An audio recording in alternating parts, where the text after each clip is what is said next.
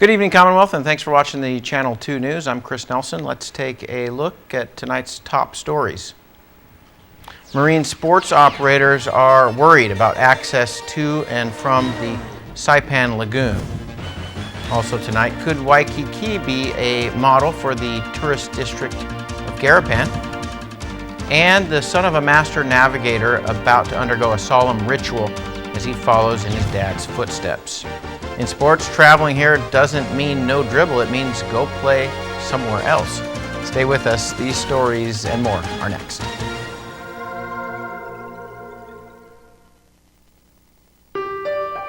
"48 hours. That's all we get in a week. But those 48 hours, we try to make them last forever. How? By filling them fast with all the right stuff. With a lot of laughter, a little drama, some adventure, and a whole lot of love." Dad, Mom's here. It happens pretty quick, Bye, Dad. but it's cool.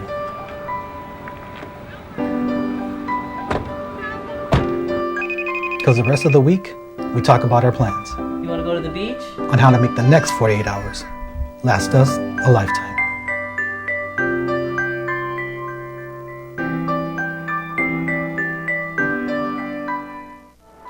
At one of Saipan's beaches, this mother lays about 100 eggs under the cover of darkness.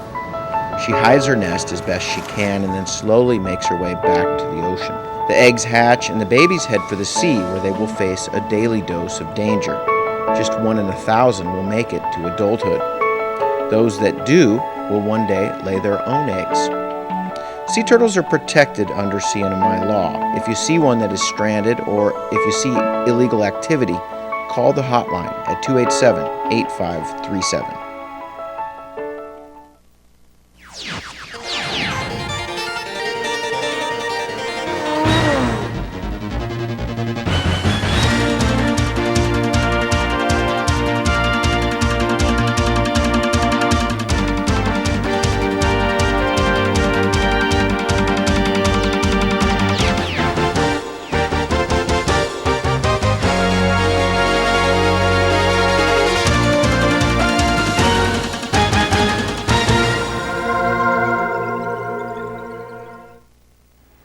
Havaday, Tirawami, and good evening, Commonwealth. It is Thursday, October the 3rd. Outer Cove Marina is now mostly closed, and commercial boats are picking up marine sports and Monongahela transfer customers at the transient dock. It's trial and error for now, and a $3 departure tax is scheduled to be added into the mix in the coming days. Let's take a look. Outer Cove Marina has now been partially blocked off as the government has directed commercial boat owners to start picking up customers from inside Smiling Cove Marina and not Outer Cove Marina. Boat owners were first notified on August 23rd that Outer Cove Marina would close in its entirety on September 30th. Negotiations still going on.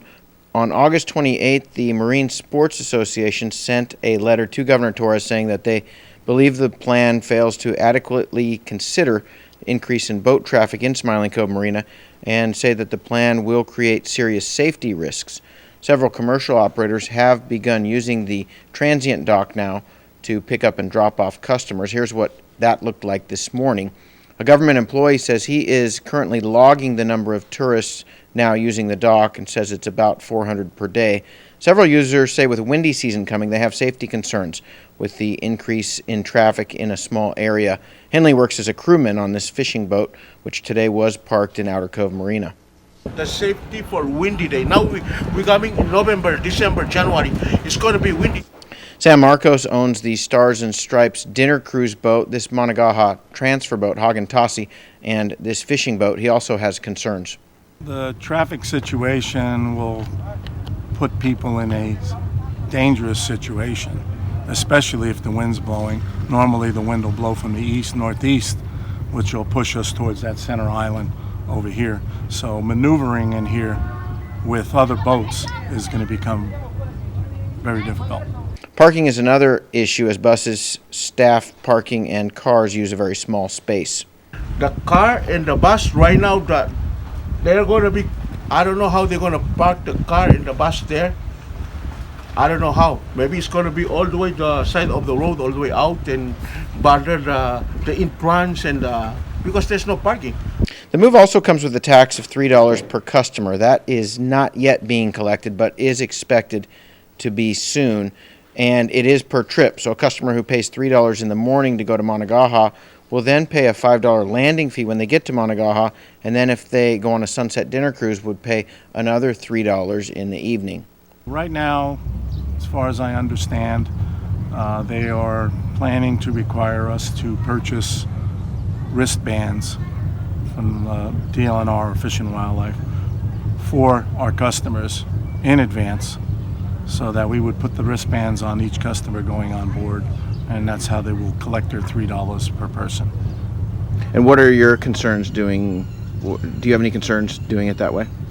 Well, we're going to have a problem where we have to pay for the wristbands in advance of a customer coming, and almost all of our customers are on a billing cycle, agents. So we would be using our money to finance the wristbands of the customers and take about 45 days to get paid back.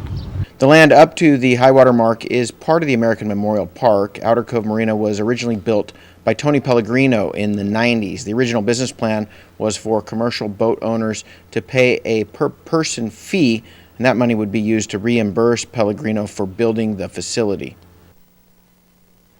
Grandmaster Navigators who are from Yap and Satawal met with the Council for Arts and Culture this morning to discuss a sacred ceremony that is scheduled for Saturday. Sally Lemus has more. Ali Halialur and Cesario Ciralur will be initiating a po, a sacred ritual for Antonio Pialog, who will become a palu, or what we call navigator. The Grandmasters met with the DCCA to talk about the preparations for the ritual, which takes 4 days. In order for us to proceed with that po, we have to make sure that what is required and what is needed are all here, so it'll be easy for us to just start out tomorrow with the underground oven, and then the next day will be the actual po ceremony, and then the rest of the days to make it 4. It is all teaching day and night time. The first day of the ritual will consist of preparing food to be cooked in the underground oven, or We dig up the underground oven where we will put all these sacred firewood, and there is a medicinal thing that we get from the reef that it should be way in the bottom of that underground oven, and then comes those firewood there on top with one. The main one will be standing while 2 are going to be beside it, but it has to be pointed to the star, the altar, which is straight east. Tomorrow, as they will conduct the ritual, a protection will take place for those who will be inside the canoe house for the po initiation ceremony. The young coconut leaves is very important because that's what we use in doing the protection of all those that are going to be here as our legs. We call it legs because whatever we need, they will be the one to go out and back in, because they're free to do that since they're being protected. The po ceremony will take place on Saturday, and the public is invited to witness the process of this prestigious event at the Seafaring Traditions Canoe House. This is Sally Lemis for KSPN News. Thanks, Sally. Could Waikiki be used as a model for Garapan? CNMI officials have just returned from a fact-finding trip to Honolulu. Their businesses organized and funded a business improvement district to address pressing issues. Officials hope to replicate some of those same ideas here. We got to start somewhere, and so I think that's why the administration has tasked our office and me and the team to lead the efforts and bring Garapan up to par with international standards. It's really important for tourism. We haven't had any kind of fresh refreshing of the destination in many years here in CNMI. And I think once we start with Garapan, because it is the center of the tourism industry, majority of hotels, businesses, restaurants, shopping centers are all in Garapan. So once we take care of that place, I think it'll be a ripple effect for the rest of the economy and the rest of the island. What was the biggest takeaway from what they've done in Hawaii? Community support and the support of the business community is really important. They realized there in Waikiki many years ago that the government wasn't able to take care of basic day-to-day things, trash collection, landscaping, minor repairs of sidewalks and pavements. And so I think seeing what they had to deal with and seeing how that forced them essentially into having force the business community really to get together, form a business improvement district, a community improvement district, and just kind of taking charge of the situation, because the government can't solve all our problems, and so ultimately the community really needs to get together, and the business community in particular, because ultimately they're the ones paying into these types of districts. Aesthetically, what did you like in Waikiki that they did? It's clean. It's clean. They have daily trash collection multiple times a day. There's security, and the beach itself was very well landscaped. I think those things stood out for me. Coming up, a group that has been in the CNMI for more than 60 years will celebrate their success and passion for teaching the youth in the CNMI. That and more just after the break.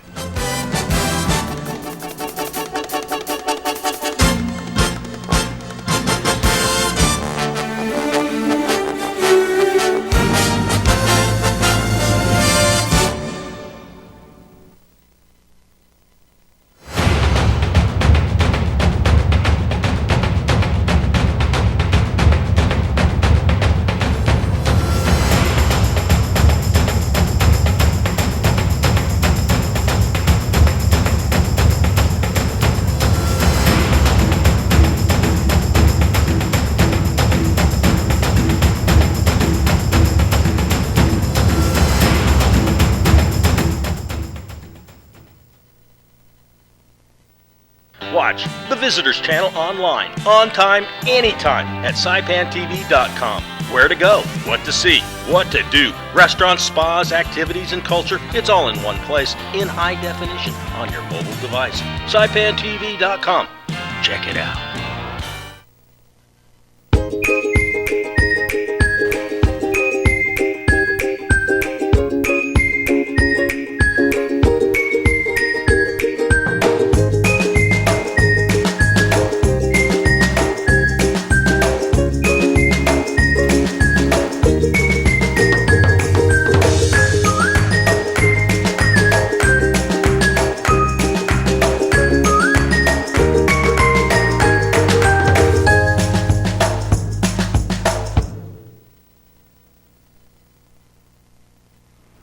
Welcome back. An organization that has helped over 15,000 youth in the CNMI is being recognized for the empowerment they've devoted to teach their members. In witness whereof, I have here unto set my hand on this third day of October 2019. Lieutenant Governor Arnold Palacios signed a proclamation today celebrating National 4-H Week for October 6th until the 12th. In 1950, the 4-H Club was founded in the CNMI and still plays a vital role developing leaders and teaching skills that have contributed to many successes on island. It gives and it teaches lifelong skills to our young folks in agriculture, in the environment, aquaculture, just like the college has. But it does have a lot of value, and we want to emphasize that today we have so many programs. 4-H is one of them, and I'm kind of urging all these organizations to consolidate these services for our youth. The 4-H's mean head, heart, hands, and health, which demonstrates skill, loyalty, giving back to the community, and living a healthy and better life. I think it's important because it really helped children like me socialize and make new friends. So don't just be an awkward one. The 4-H Club will be having lots of activities in the week to come and are encouraging the public to come out and join the fun.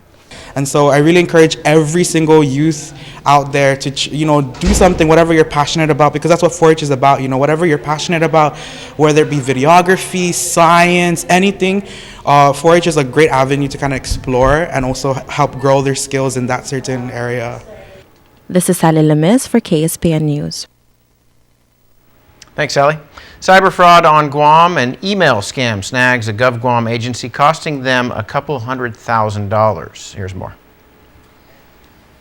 Today, Tato CNMI, here's what's making news on Guam. The Guam Solid Waste Authority was the victim of a $276,000 cyber fraud. Now, federal authorities are now investigating the incident in which cyber thieves were apparently able to hack into GSWA's emails to a key vendor and dupe it into sending them the payment. Our Nestor Lecanto has more in this report. The incident became public when Governor Lou Leon Guerrero released copies of her letter to GSWA Board Chairman Andrew Gale, saying she was deeply troubled by the cyber fraud. We have asked the general manager there to put in, to investigate and audit and to see what other stronger controls that might be placed in, train the employees. GSWA General Manager Larry Gass says the cyber thieves managed to intercept their regular Gmail correspondence and embedded themselves between conversations with vendor Green Group Holdings, the contract operator of the Luzon landfill. So when we would be thinking we're sending an email to the vendor, the third party was getting it. When the vendor would think they're sending emails to us, the third party got it, and they were asking for their payment, and the third party kept saying, oh, it's on the way, it's on the way. And so we didn't find out till a couple of months after it had actually been hijacked. The breach occurred in June, and Gass says they've taken measures to prevent future incidents, including old-fashioned person-to-person contact. By putting the local person who has physical contact with their corporate offices into the loop, then we're able to at least mitigate that from happening again. The incident comes just a few months after GWA's full control was restored over the trash system by District Court Judge Frances Tidinko Gatewood, 11 years after she ordered it into federal receivership.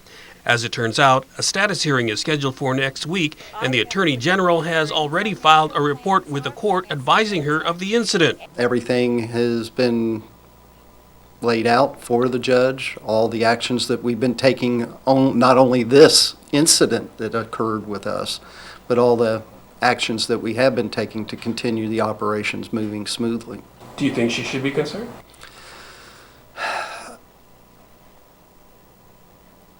I would be. GSWA has made a second vendor payment to replace the previous one, and Gass says they're looking to tighten their belts to make up for the loss. For Guam's News Network, I'm Nestor Lecanto. Stay connected via our KUAM mobile news app. Follow us on any of the social media platforms and sign up for our weekly email newsletter, KUAM Digital Digest on KUAM.com. For Guam's News Network, I'm Chris Marnett. All right, thank you. Coming up, the big one did not get away from this teen troller. Seafood. Sports fans see the food, see a derby next.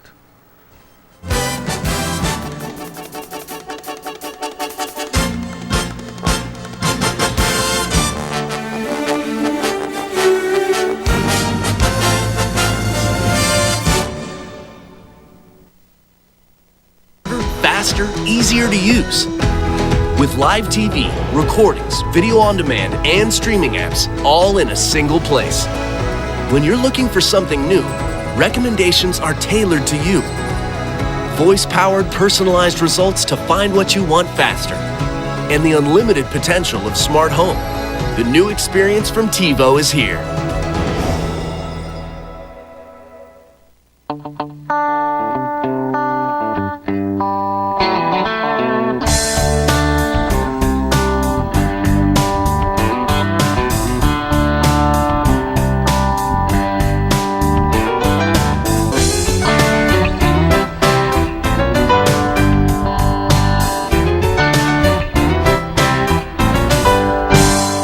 Bubblegum Shrimp Company opens daily at 11 a.m. Located on Beach Road in the heart of Garapan. You deserve more. I know it's been hard. Come on, let's go for a ride. Hi, welcome to Dow Rent to Own.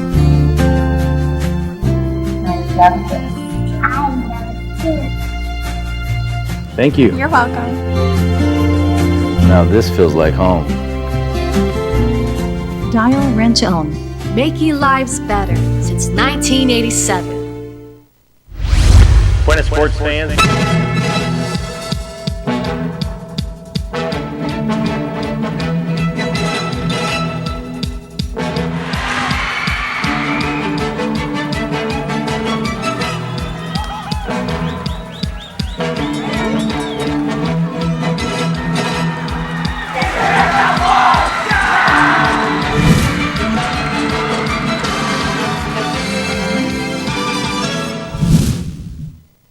Buenas sports fans, the AKMIBL Semi-Pro League is playing musical chairs. The league started out at MHS, then there's some rain damage, went over to Added Gym, back to MHS, and then over back to Added Gym. No great shape itself, but at least it's playable. And wherever the games are played, though, the quality of play remains the best that we've seen here in 4 years. Earlier this week, the MHS gym was off limits while some emergency patch-up repairs were being made. That gym is okay to play now, but would not win any beauty contest. The Added Gym, meanwhile, back in business for how long? Who knows? Could close at the end of this month. As a place to eat dinner, well, I guess it's okay, past the ketchup. No money, no aircon, no fans except the human fans.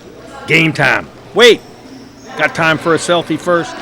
Mystique Barbecue Grillers versus MS Villagomez Dream Team. Ronald Bernardo with the opening salvo.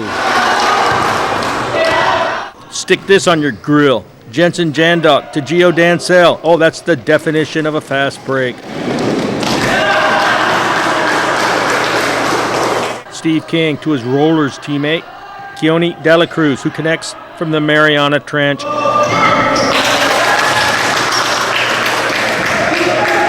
Basketball is easier for some people than others. For example, take Jensen Jandok. It comes natural for him. Same thing with Bernardo, the barbecue with the early lead. And no Mystique how they got it either. Another easy fast break catches the Dream Team while they were dreaming. The Barbecue Grillers were hot, hot, hot.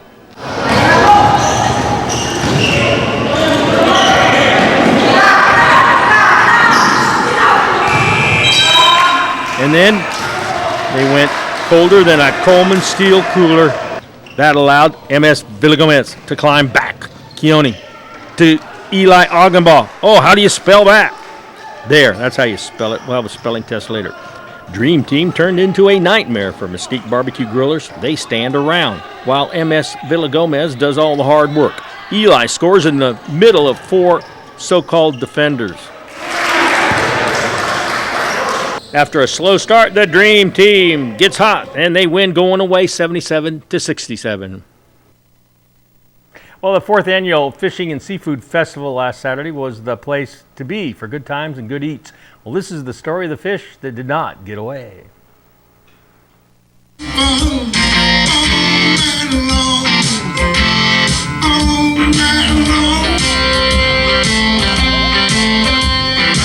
Well, maybe not all night, but certainly all day Saturday. 5 types of fishing were open for competition on this one-day tournament. And those fish look like prize winners, except that wasn't the day's fresh catch. Those were for the Iron Chef contest.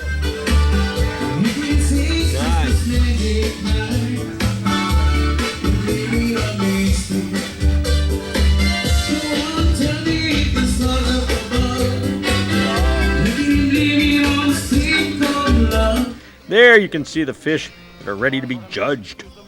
Many fishermen coming back don't want to eat fish. They prefer that, while spectators preferred this. Oh, what a spread. Hey, Bob! Hey! Get that, Bob. Oh, this is here's the real food. Oh, wow. That's not fish. It's a seafood. They're related. Seafood? Fish for the show. They swim together. Oh, okay. They They're live friends. They live together. They're neighbors. What I really wanted was Ivan Blanco's world-famous pokey. Oops, too late.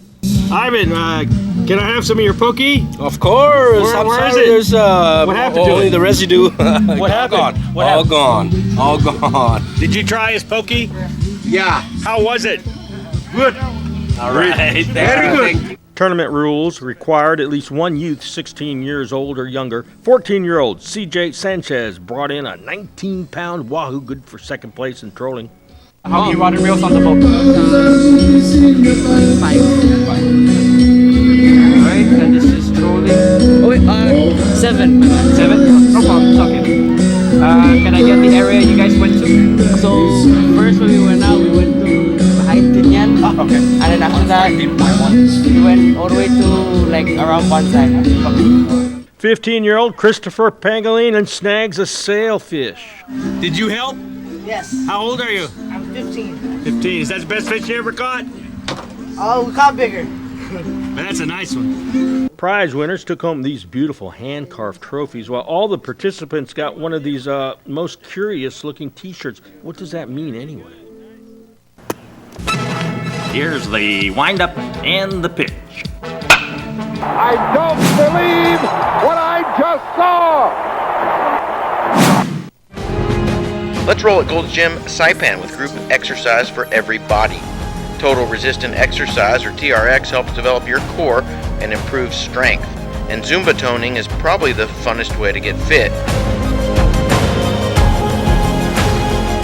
The Shake Cafe is a great place to stop by for a meal replacement or supplements. Today is the first day of the rest of your life.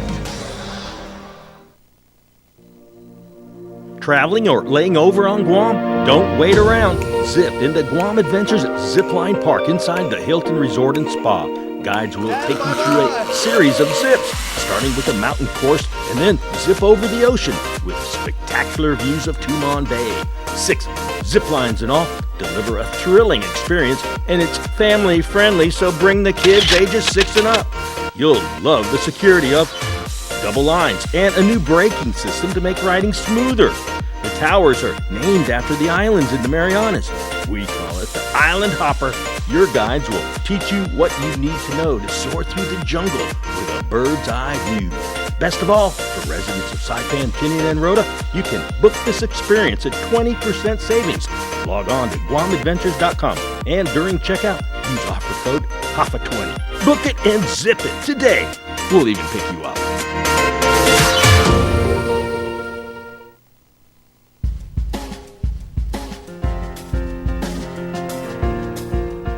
Today's high temperature 89, the low 75, heat index 101, humidity 70%. Tomorrow, the typical Saipan forecast. Here it is.